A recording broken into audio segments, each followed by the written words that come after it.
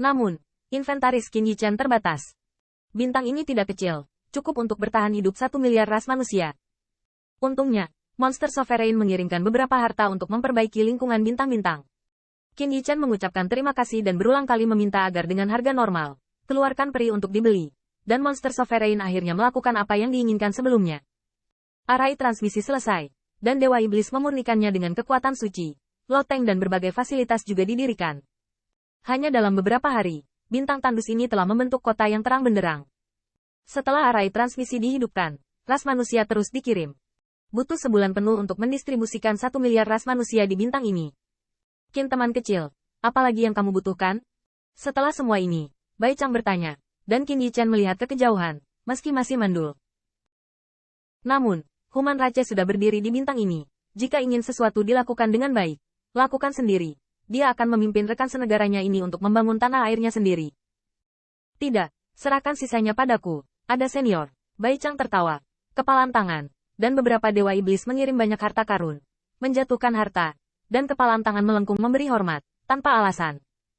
Qin Yichen tidak merusaknya. Diperkirakan itu adalah kompensasi untuk umat manusia yang ditindas oleh mangsanya. Sebelum pergi, Bai Chang berubah menjadi minuman keras dengan suara dewa. Berdering ke segala arah. Sejak itu, kamu bebas. Ini adalah Qin Yichen Qin teman kecil. Dia akan membimbingmu untuk membangun rumahmu. Bai Chang dan para dewa iblis pergi. Hanya menyisakan Qin Yichen. Mereka berada di kota yang berpusat di Transmission Arai. Kota belum diberi nama. Di kota, puluhan juta ras manusia sedang melihat 3 siluet. Menghormati para dewa. Menggigil kedinginan. Beberapa ras manusia bahkan langsung berlutut. Tolong, tuanku. Qin Yichen gemetar. Bangun.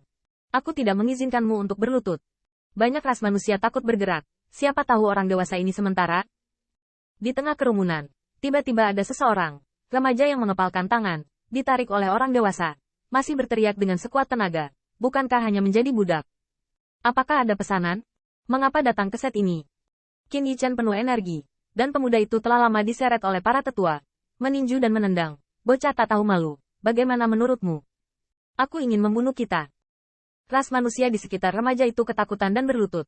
Tuan, kata-kata anak-anak tidak berbahaya. Kata-kata anak-anak tidak berbahaya. Jika Anda marah, tolong datanglah kepada saya. Mata Qin Yichen bergetar. Melirik rekan senegaranya. Dan menemukan bahwa wajah mereka memiliki ketidakpercayaan dan penolakan yang mendalam. Hanya untuk menjadi ketakutan dan kekaguman adalah penutup yang bagus. Qin Yichen mengerti bahwa meskipun Bai Chang baru saja berbicara, dia memberi mereka kebebasan. Dari perspektif ras manusia, tidak lebih dari kata-kata untuk memperbudak mereka.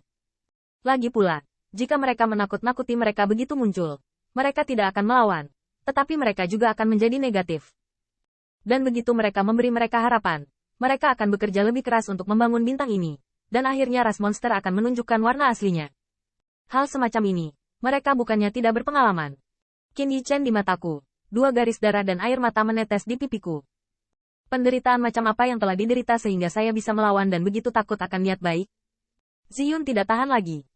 Dia menyeret Zhao Tianyu, dan telapak tangannya keluar dari rumput cunyang Bao Zhao. Berkedip hijau, berubah menjadi aliran, menutupi bekas luka di tubuh Zhao Tianyu. Namun, Zhao Tianyu tulus dan ketakutan. Ini adalah objek dewa, dewasa. Kamu tidak bisa melakukannya. Hidup kecil itu murah. Kamu tidak bisa melakukannya. Mata Ziyun Long berwarna merah. Lugas melepas daun dewa cunyang Bao Zhao Kao. Zhao Tianyu melawan dan memasukkannya langsung ke mulutnya. Lu Xiaolu menyeka air matanya, dan sekuntum bunga hijau bermekaran di alisnya. Tampaknya kekuatan abadi itu biasa saja. Dia mati-matian menyebarkan jarak, membuat ras manusia yang lemah merasakan kekuatan hidup yang agung. Namun, Qin Yichen tidak menyangka bahwa jumlah ras manusia yang berlutut semakin tulus dan menakutkan.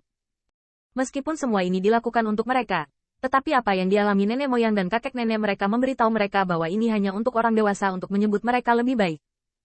Kekuatan abadi objek ilahi yang mahal ini semuanya harus dikembalikan. Qin Yichen tetap diam, perlahan berjalan menuju kerumunan, menuju seorang lelaki tua. Lelaki tua, dengan rambut beruban dan kulit kurus, saya dapat melihat bahwa jika anak-anak di sekitarnya tidak sehat, dia dapat dibagi dengan pekerjaan sehari-hari. Tua dan lemahnya, dia telah lama ditinggalkan, bahkan darah. Makanan tidak cukup.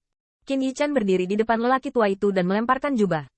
Tuan tua, Anda seumuran dengan kakek saya, Yichen. Anda sopan. Katakanlah 3-9. Adegan ini, bagaimanapun, mengejutkan ras manusia yang tak terhitung jumlahnya. Mata lelaki tua itu lebar dan berlumpur, besar, dan tuannya bahkan berlutut. Jika Anda hanya mengatakan bahwa Anda melakukan drama hanya untuk memperbudak mereka dengan lebih baik, tetapi berlutut ini cukup untuk menjelaskan semuanya. Bebas, bebas. Kami benar-benar bebas. Lelaki tua itu menyipitkan mata. Matanya memerah. Tubuhnya yang kurus tiba-tiba berlutut. Oh lala, Human Rache berlutut dan menyembah siluet ramping selama 9 atau 9 tahun sebelum upacara. Tuanku. Zhao Tianyu berdiri di tempat, memandangi pemuda berambut ungu yang juga menyembah leluhurnya, dan tidak percaya semua yang ada di depannya.